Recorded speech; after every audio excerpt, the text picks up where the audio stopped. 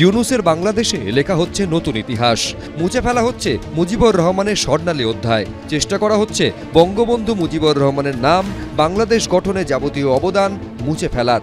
এবার কি তার তোলা বিখ্যাত সেই স্লোগান জয় বাংলা, যা সামনে রেখে স্বাধীন বাংলাদেশের জন্য লড়াই করেছিলেন পূর্ব পাকিস্তানের লক্ষ লক্ষ তরুণ তরুণী, তাও মুছে দেওয়া হবে বাংলাদেশের বুক থেকে?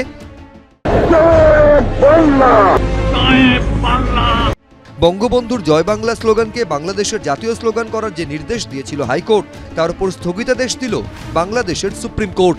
2020 সালের 10ই মার্চ সে দেশের হাইকোর্ট নির্দেশ দেয় জয় বাংলা হবে বাংলাদেশের জাতীয় স্লোগান। জাতীয় দিবস, সরকারি অনুষ্ঠান ও শিক্ষা প্রতিষ্ঠানে স্লোগানটি ব্যবহারের জন্য পদক্ষেপ নিতেও বলা হয়।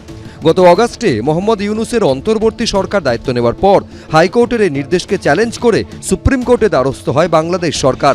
সেই মামলাতেই এদিন জয় বাংলাকে বাংলাদেশের জাতীয় স্লোগান করার নির্দেশের ওপর স্থগিতাদেশ দিল বাংলাদেশের সুপ্রিম কোর্ট।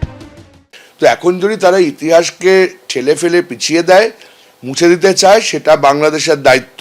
তবে ওরা খুব ভুল করছে, যেটা এই মুহূর্তে বাংলাদেশ একের পর এক সিদ্ধান্ত নিচ্ছে। এপার বাংলায় মমতা বন্দ্যোপাধ্যায় এখন জয় বাংলা স্লোগান দেন। জয় বাংলা, জয় বাংলা, জয় বাংলা, জয় বাংলা। জয় বাংলা স্লোগান নিয়ে তৃণমূলকে কটাক্ষও করে বিজেপি। মাঝে মধ্যেই জয় বাংলা ও জয় শ্রীরাম স্লোগানের মধ্যে যুদ্ধও দেখা যায়। জয় শ্রীরাম।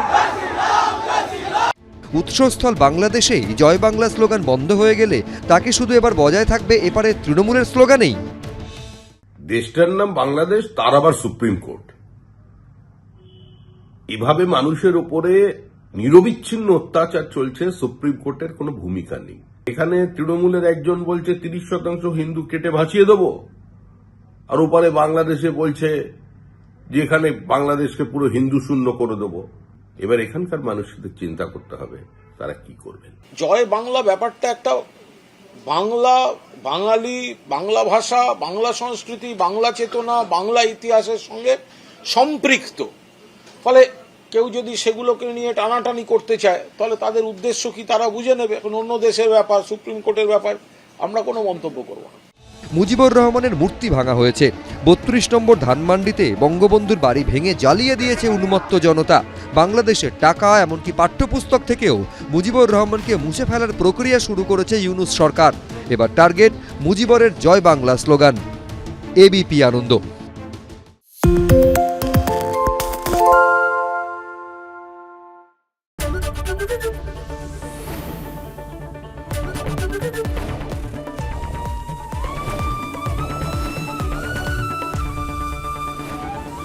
এবিপি আনন্দ, এগিয়ে থাকে, এগিয়ে রাখে।